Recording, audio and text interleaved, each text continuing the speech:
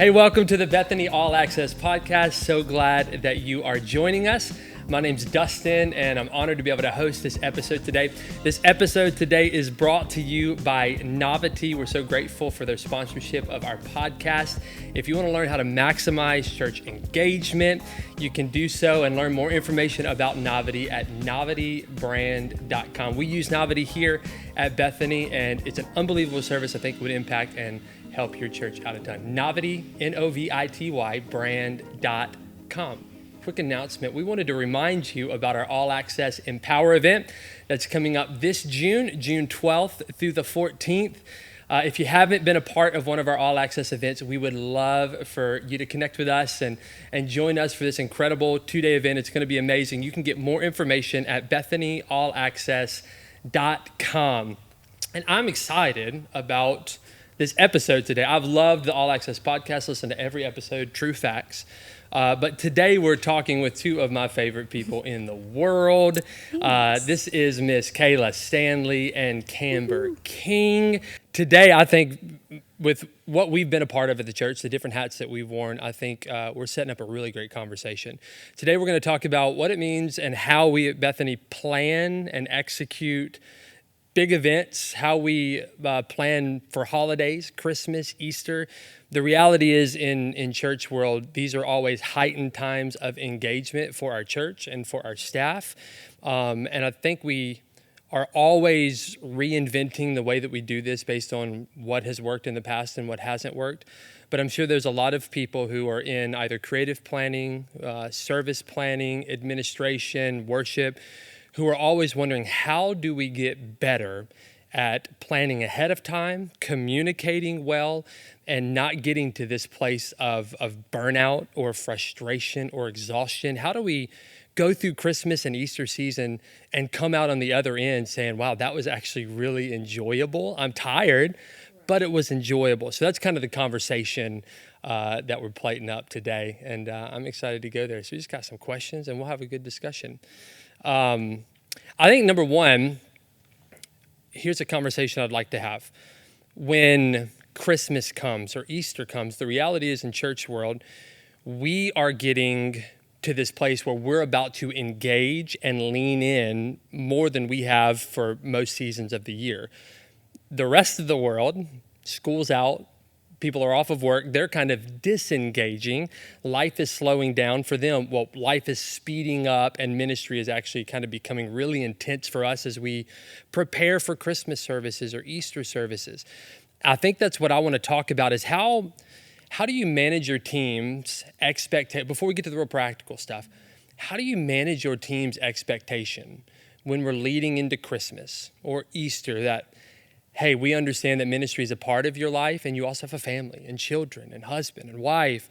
So how do you manage your team's expectation to where we go into these seasons where there's clarity in terms of what we're trying to achieve together, the ask or the expectation that is going to be placed on each team member, but also the understanding that they have a life outside of church ministry. So how do we manage that when we're about to engage when the world is actually slowing down? Yeah. I think that's so important and something that we miss a lot of times. Just last week, Pastor Jonathan was speaking to us as a staff, and he brought a truth to us that I think we all know, but it's nice to be reminded. And it's a tough one, but ministry ultimately is a sacrifice. It really is. Ministry is laying down your life, and no matter what role that is, if you work for a church full time, like, you are considered in ministry a minister. So whether that you're a lighting engineer or a campus pastor, it ministry is sacrifice.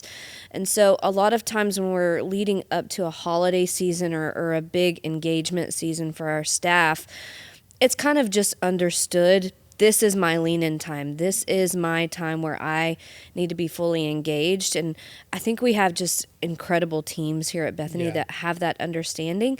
But also, we're all kind of like looking to the top. Everybody's kind of, what is my director doing? What is Pastor Jonathan doing? And when we see that engagement, it starts from the top and it kind of trickles down. It's like, okay, we're all in this together. Everybody's kind of digging this trench together because it's Christmas, it's Easter, it's Mother's Day. This is what we do. It's for the people. But at the same time, I do think it's important to build a culture that understands the why behind it. When it's always in front of you, there's souls at the other side of this, the other side of all these rehearsals, the other side of all this, all these graphic design, projects that are due, all of the things. There's souls on the other side of it, and keeping the why in front of you helps to create, pockets of energy within, the weeks leading up to something special like that. And it's like something everybody can kind of rally around and get around. I also think it's nice to set expectations for your team. Listen, when we get into Christmas season, we're all sitting around a table. Listen, the week after Christmas is coming. We're all going to get to sleep. We're all going to get to eat the things we want to and be with our families. But souls are on the line. Let's dig in. Let's engage. And setting that expectation up early, and I think is really, really important. It's helped our team for sure in creative. I think two things that are so important for anybody taking notes or like time stamping is, number one, the why, reminding people of the why. And I think it's important to understand that everything has a why. Yeah. And this is something that really kind of transformed the way that I see ministry. Stacking a chair has a why.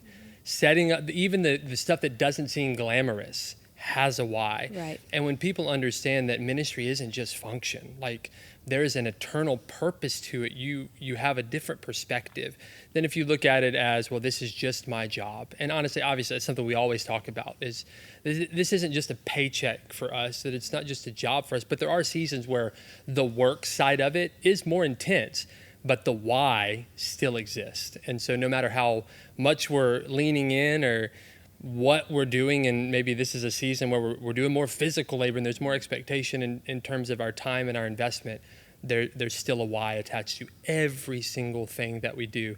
And then leading from the top down. Like anybody who is in a position like you guys are of leadership, or myself, it's like people are looking to us to set that example. Right. And so I always want to be one who sets the example of I'm going to work and invest and lean in with joy in my heart. Oh, that's so and important. I'm also going to be one who exemplifies what it means to rest well. Yeah. And to not forsake the Sabbath, even in crazy seasons. Mm-hmm. And then to take the time that I need to care for my family, but also communicate to my family the expectation of this season and make sure I bring them into that conversation with me. So I think leadership from the top down is extremely important, and it's something that I think if we're not careful, we could kind of have casual conversations sometimes about our frustration. Not that we're called to be fake, but we need to guard our conversation so that what people see when they look at us is joy and excitement and the reason why we're doing this, no matter what the season is. So. I've found that just being in ministry full time, watching leaders and seeing how they react in certain situations, especially like when you're in a pressure cooker, whenever events are coming up and it's getting like a really busy season and you're just kind of pressured to get things done. I've learned that if you're leading by example and you're, like you said, bringing people along with you, you're being positive no matter what the situation is. People kind of get a little funny in these pressured seasons, and it sometimes tends to be a little negative if we don't have the right perspective. Mm-hmm. And I've just, especially at Bethany, just watched leaders be so amazing and filled with joy and filled with the Holy Spirit and saying like, no, this is why we get to do this, and instilling that in volunteers as well. And people, they latch on to that. And I think that creates like such a special synergy for all of these special events that are happening, whether it be Christmas, Easter, Mother's Day. People jump into something and they really want to be a part of something special, especially whenever you're keeping the why in front of it, because it's not about us.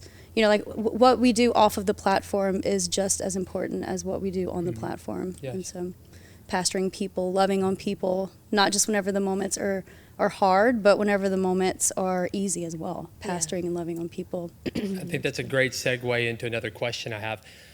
How do we balance obviously we're all ministers, we're all pastors in the sense that we are shepherding people and we're leading people.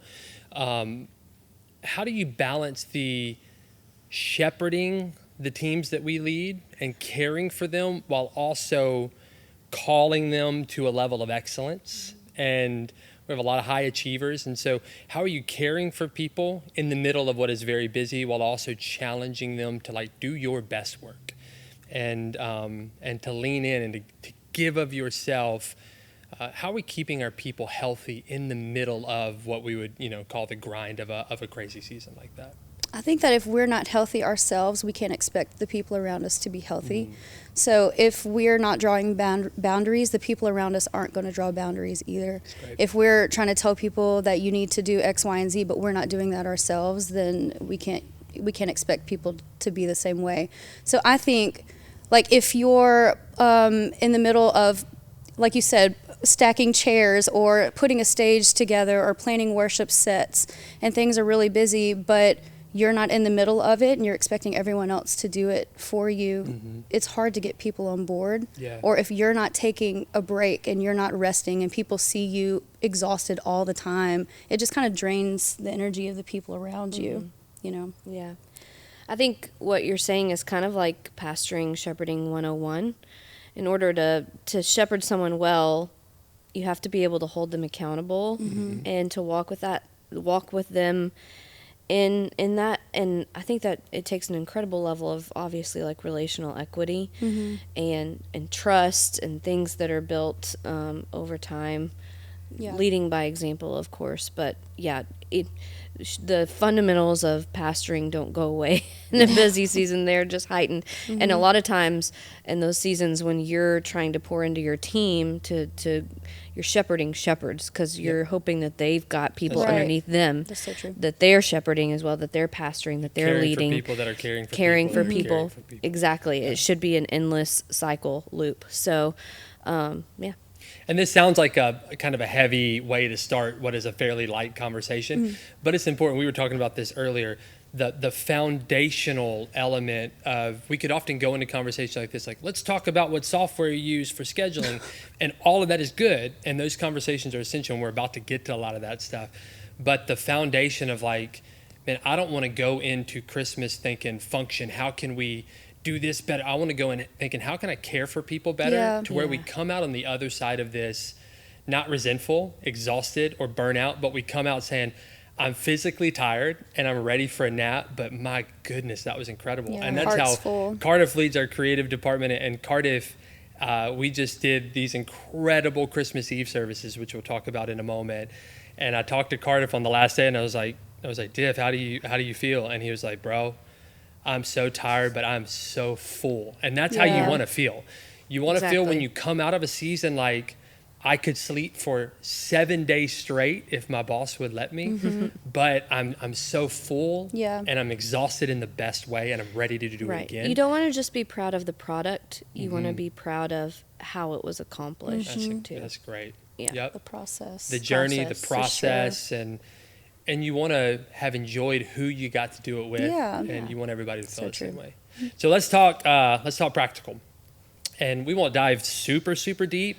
And obviously, there's plenty of room for questions. If you guys have any questions, please write to us and let us know how. Not physically, you could write physically, put a stamp on it, send it in to the church. But Why stamps? let us know what kind of questions you have. We'll dive into these practical aspects, but we would love to help you and your church as you grow, as we grow, just to be better at leading people in these seasons. What would you say are the most important things that you guys have learned when it comes to planning and executing major events?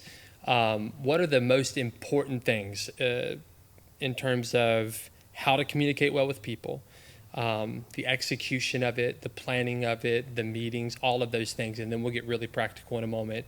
But I guess a little lightning round. What do you say is the most important thing when it comes to how we think about Easter's coming and we're about to start planning? What is the first thing that pops in your head? We're late. What's that? We're late.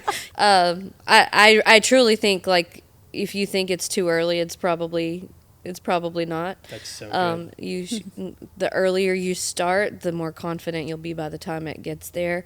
The more time you're giving for an abundance of variables, know, to happen. An abundance. Like changes. There is so much in the bucket of all the variables. Yes. You remember the Easter when we were practicing? I don't even know if you were here yet. We were practicing, had this big choir piece, so pumped about it. And then a guy decided that he wanted to run his Camaro into a light pole. Yes. The rehearsal lost before Easter, electricity. we lost electricity.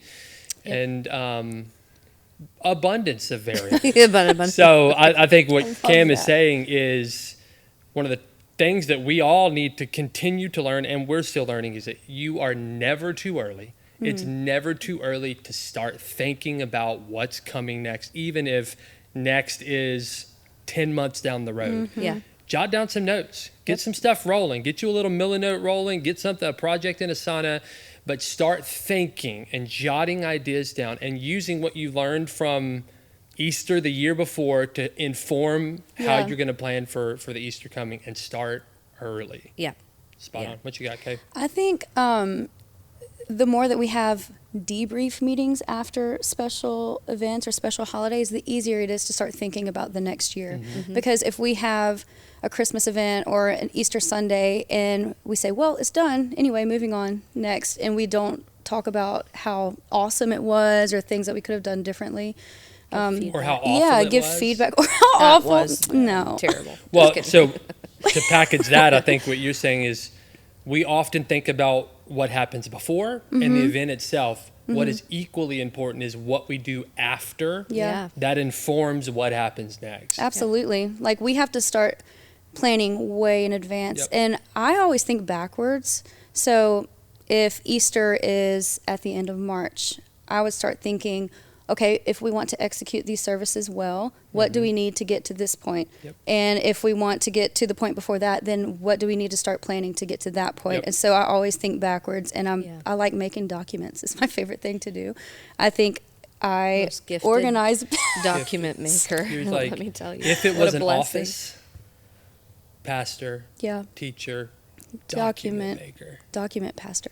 Document pastor, pastor. Yeah. pastor of documents. Yes. Reverse engineering planning Yes. is Yeah. unbelievably important. A lot of times we're like, when should we start planning for Easter? Maybe 3 weeks out, 3 Yesterday. months out, 6 months out. It's like, well, no, actually use data to inform when you need to do that, and take the date and reverse it backwards. Okay, well, we want to have 6 weeks of great rehearsals. Okay, well, that's a milestone. So reverse it 6 weeks. Yep. We need to start having rehearsals here. Okay, if we want to start having rehearsals here, What then songs we do need we all need? the music charted Yes. by this date and Exactly. communicated.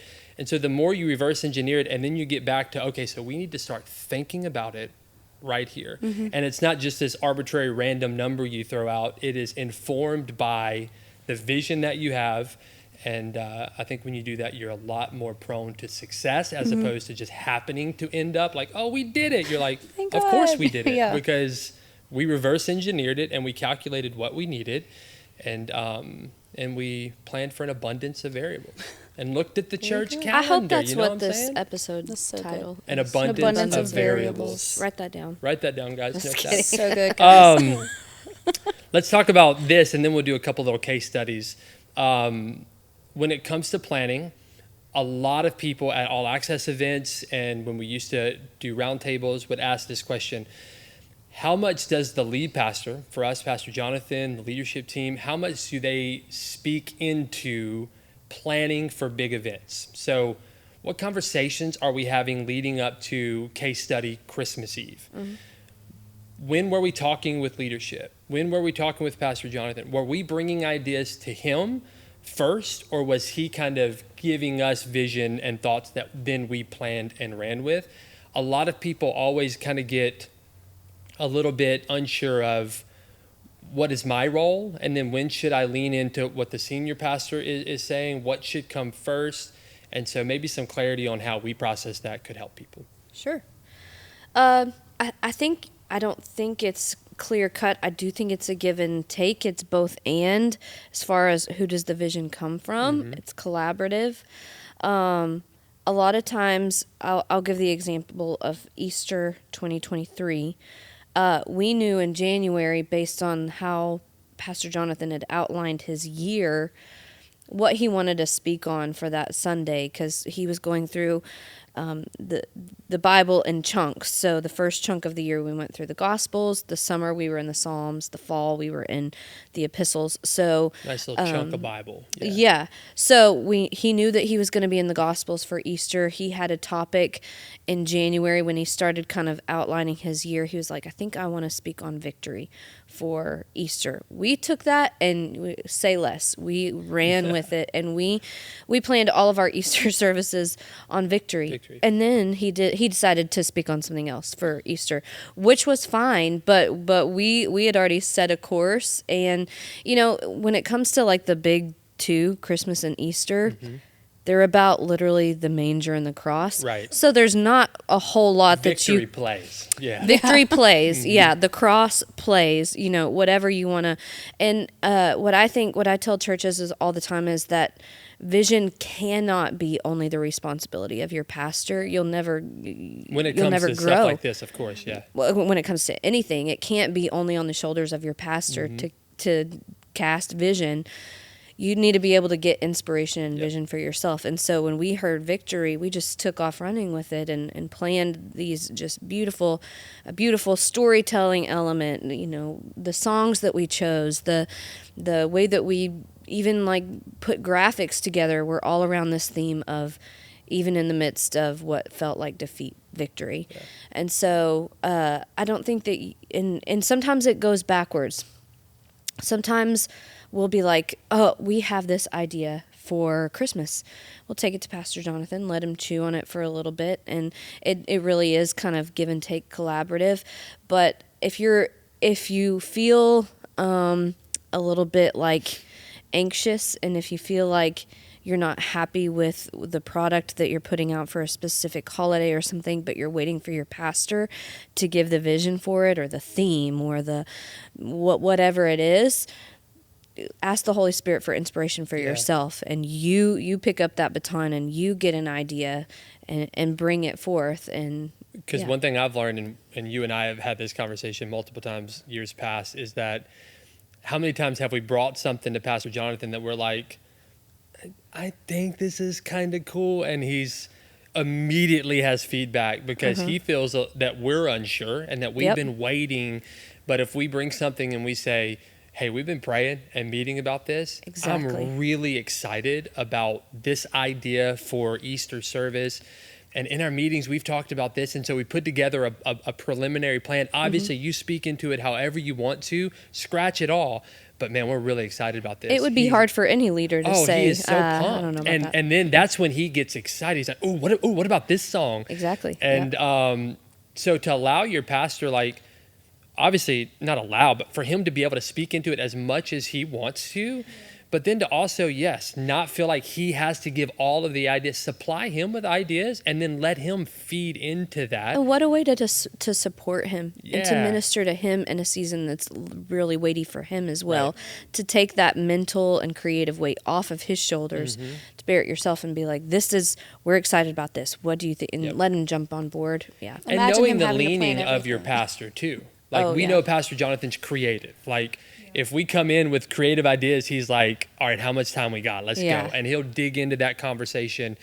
Maybe your pastor doesn't lean that way. He leans more into the content of the message. How can you support him in that? And then how can you bolster up the creative side of that service to make sure that's strong, and then also lean in and help support him in whatever way he needs. So I do think the conversations are important. And maybe it's not cookie cutter in how it works every single time, but supporting them by just doing a knockout job of planning and then presenting something and then allowing the Holy Spirit and your pastor, the Holy Spirit through your pastor, to refine and to chisel away and to discard and be okay with that. Right. And then to just take the plan and run with it.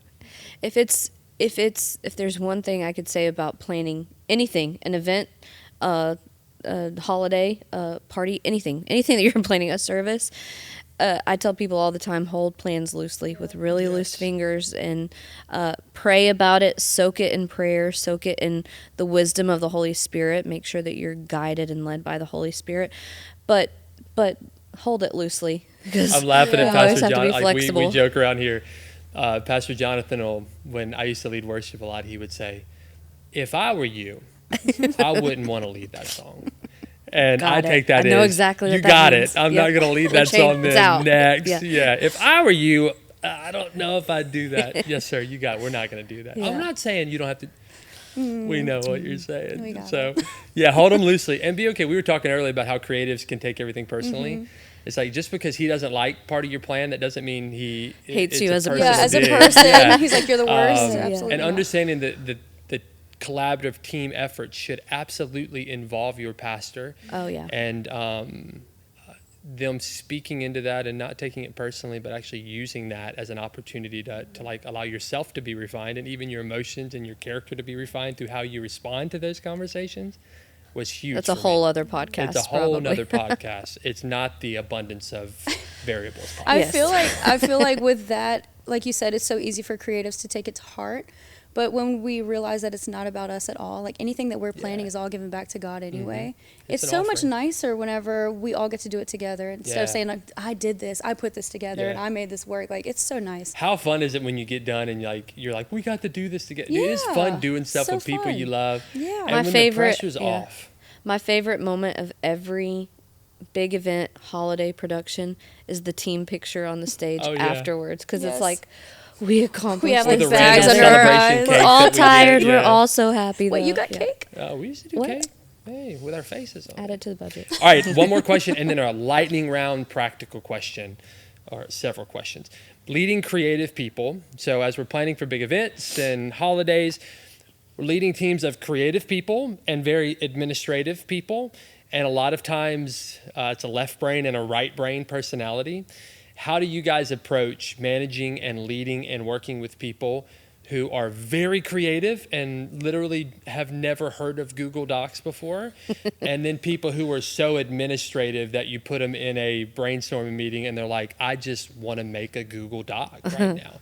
How do you I see you looking at manage me, and I'm lead a little those people offended. to become one team, one whole person, to where they actually benefit one another and help to plan and to execute in these crazy seasons?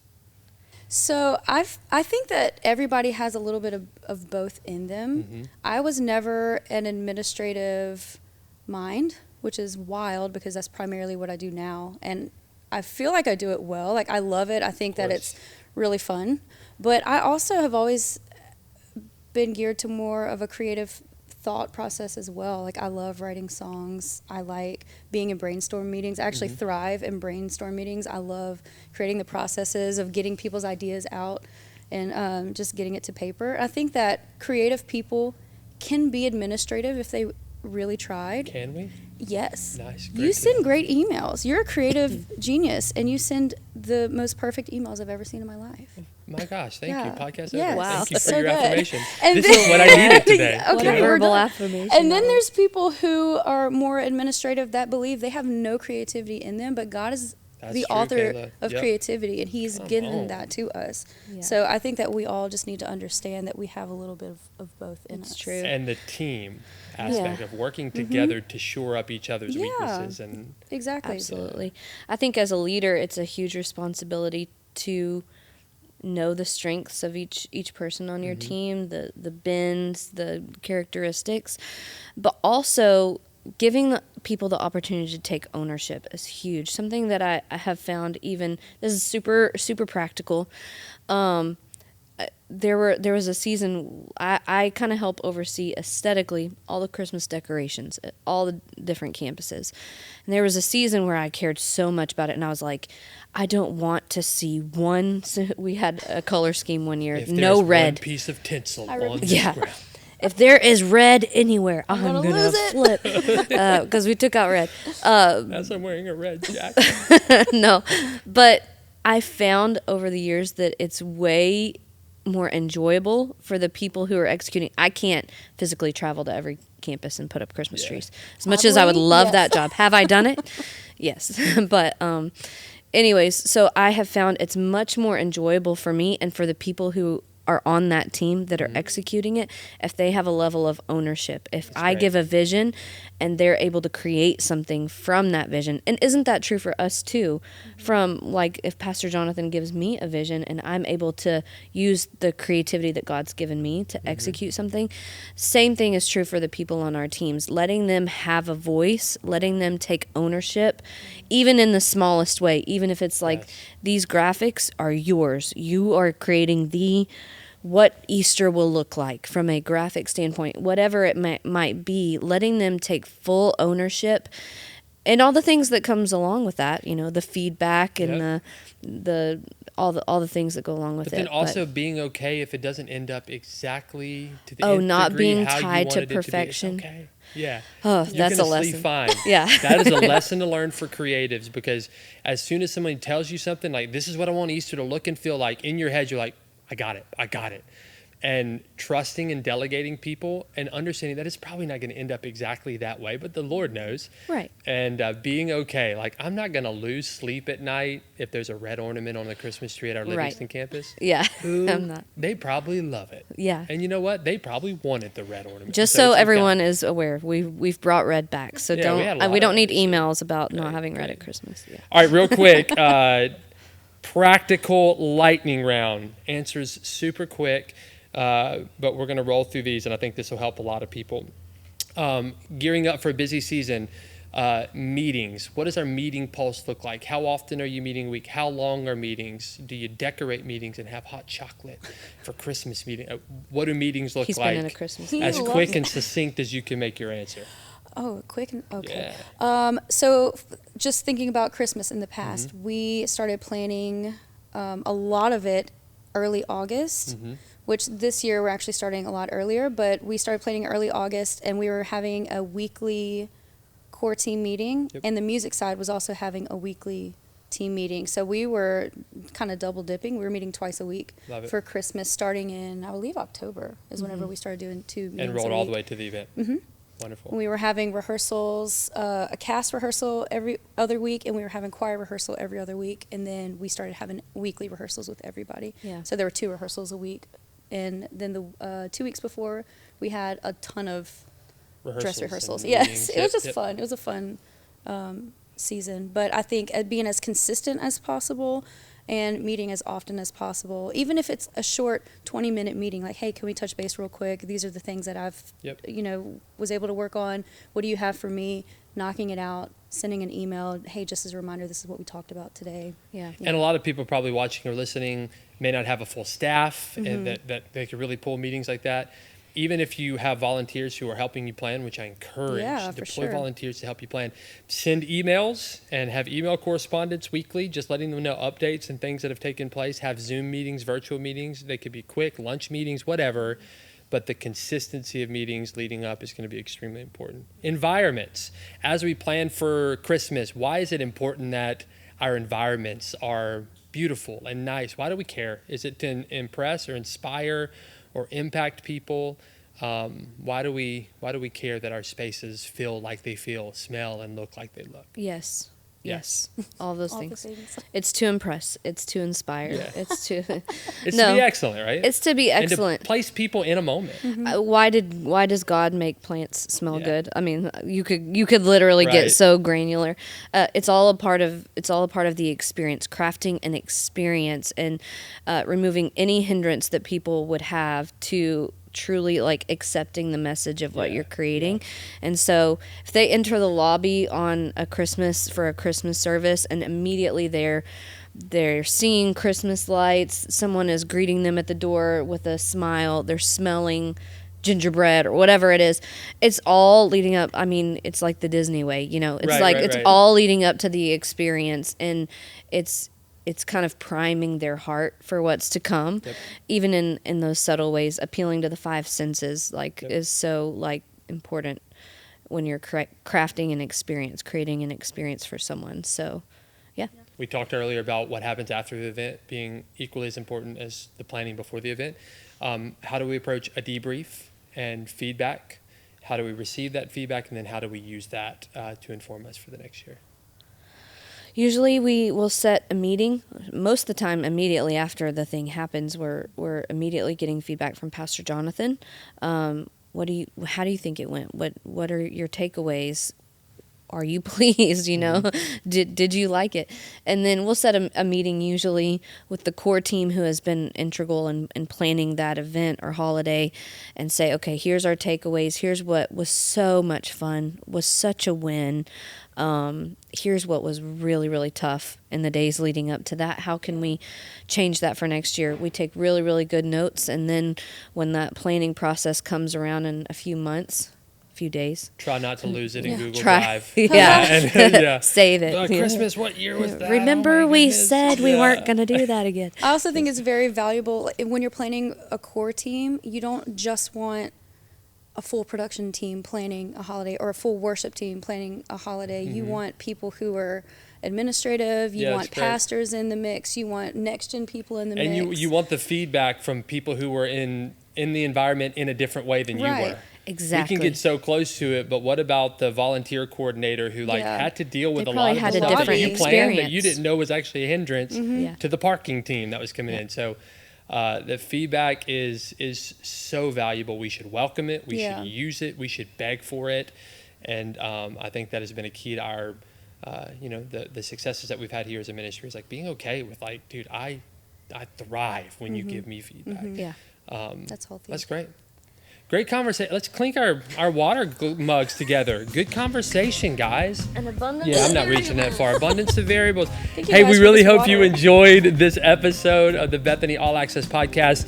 Again, if you have any questions, please let us know. We would love to help you. We're a church for churches, and whatever we can do to help you do ministry better and lead people better, that is our passion to serve you in that way. So we love you very, very much. Empowered event, June. What is the date? 12th through 14th. 12th through the 14th. BethanyAllAccess.com. We love you guys. Praying for you constantly. If you need us for anything, we're here. We'll see you soon.